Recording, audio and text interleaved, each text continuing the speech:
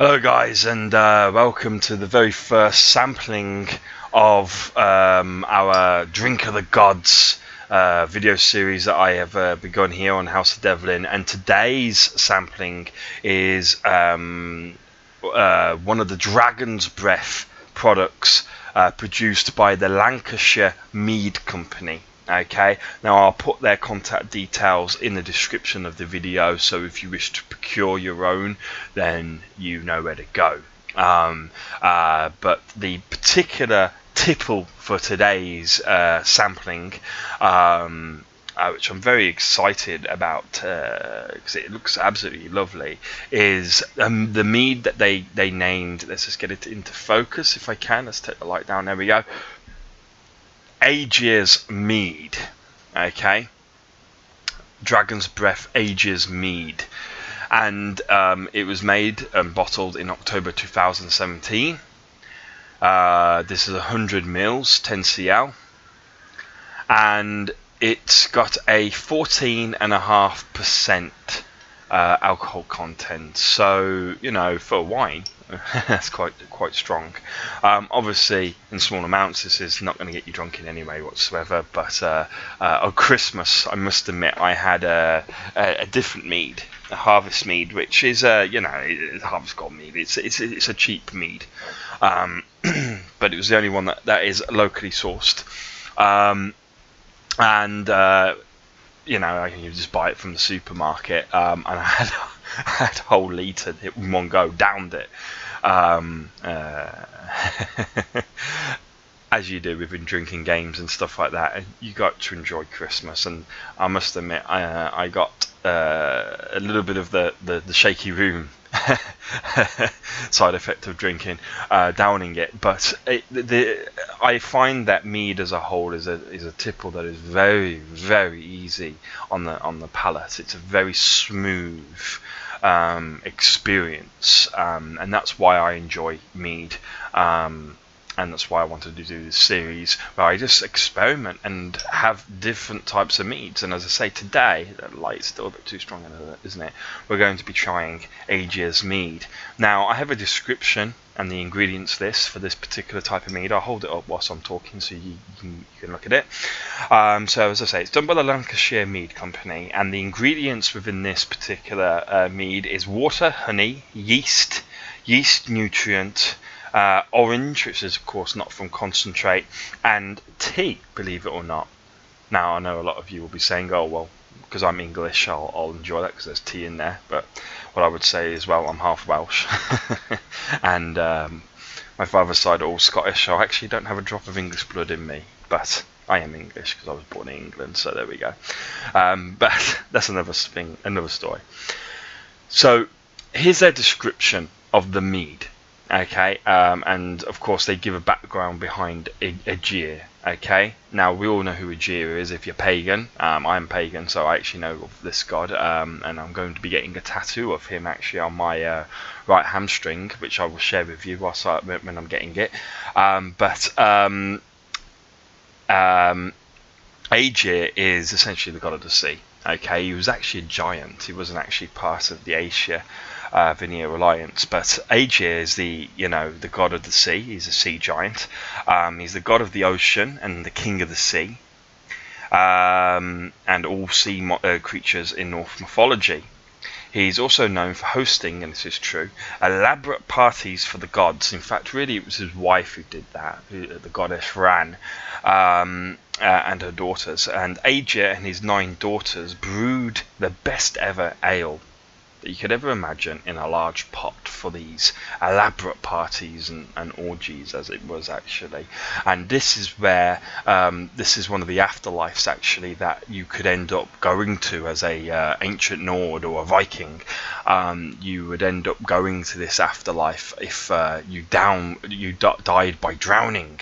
So this way you didn't fear not only dying in battle, where you would either go to Folkvangir or Valhalla, but you would also not fear sailing to whatever coasts you were particularly interested in raiding, because if you drowned on the way, well, hell, you're going to have a party for the rest of eternity, essentially. Now, this particular mead is what is described as a tanned melomel. I hope I've pronounced that right. Basically, it's translated into a fruited honey mead. So it's a fruited honey mead. Is basically the most basic and most traditional mead recipe that you can get. And this is achieved with its amazing flavour simply by adding tea and orange juice to the fermentation process. So they add the tea and orange to the fermentation process, and this gives the tanned mead a full-bodied flavour, a slightly softer and fruitier taste, making it a firm favourite with pretty much any drinker across the board. And as you'll see as we go across the different types of mead that I have and that I will be acquiring over time, some of the meads are, you know, very good for people who enjoy cider, for example. Others are better for, you know, people who enjoyed a full-bodied red wine. So there are equivalents essentially of kind of meads that you would typically find yourself going for if you already have a particular favourite flavour and taste.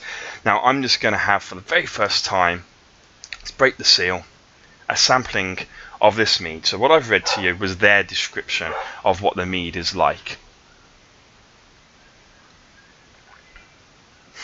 Ooh.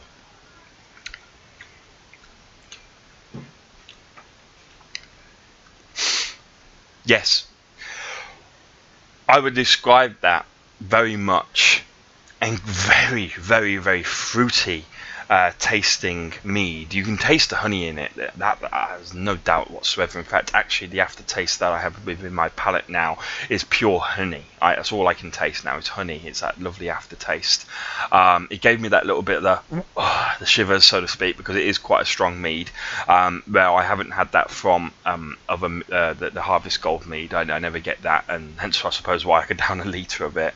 But the percentage actually is 14% of the Harvest Gold and 14.5%. This makes no difference.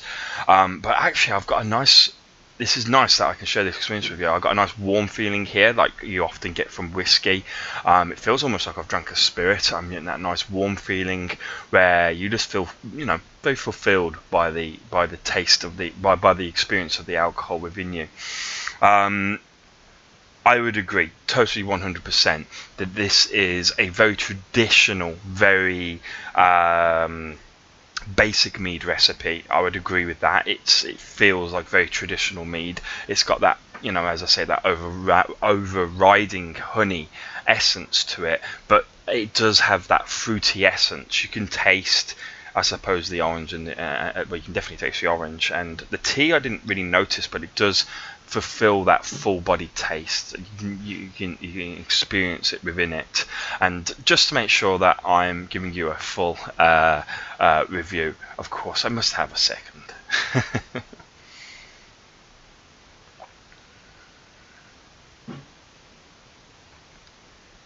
That is lovely. I mean, I held it within my mouth a lot longer that time because, of course, it's the tongue that tastes, isn't it? So you must maintain the alcohol within your mouth to get the full flavour. And that second time round, I'm just getting that lovely aftertaste of the honey. It takes about 5-10 seconds for the honey really to sort of become the overriding flavour within it, and it's so delicious. I feel like I've just dipped my hand within the most expensive honey you can imagine, and then it's like that's the taste that I have in my mouth now. But prior to that, you do the fruitiness is more of the sort of overriding flavour. It's just an not overwhelming, it's just a very strong, as I say, fruitiness to it. I couldn't really tell you what fruit it is.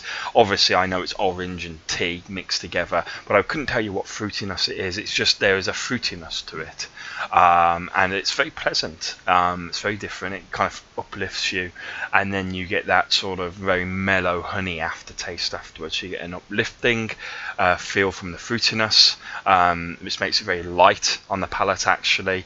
It's not heavy in any aspect really whatsoever until maybe a little bit towards the aftertaste, where the honey really kind of settles down, and it's not heavy. As I say, it's not heavy at all. I mean, I could drink quite easily a litre of that quite happily, maybe not all in one go, but because I would want to enjoy the flavour, not downing it, but as I say, I could easily drink that within about half an hour, let's put it that way. It slides down very, very easily, very flavoursome, and I would highly recommend that. Now I will be doing another taste video, not tonight because I don't want to pollute the palate with too many tastes and give you a wrong description. And also, I'm not a heavy drinker, guys. I don't drink hardly ever actually. In fact, I went about 3 years without touching a drop at one point, and even then, I don't drink too often, but when I do, I'm a red wine guy actually, believe it or not. That and vodka. Vodka for getting drunk, red wine for enjoying the flavour. But the next mead, and as I say, now I've got into mead, I've perhaps might become a more frequent drinker, but everything in moderation, small amounts, but a little bit more regularly.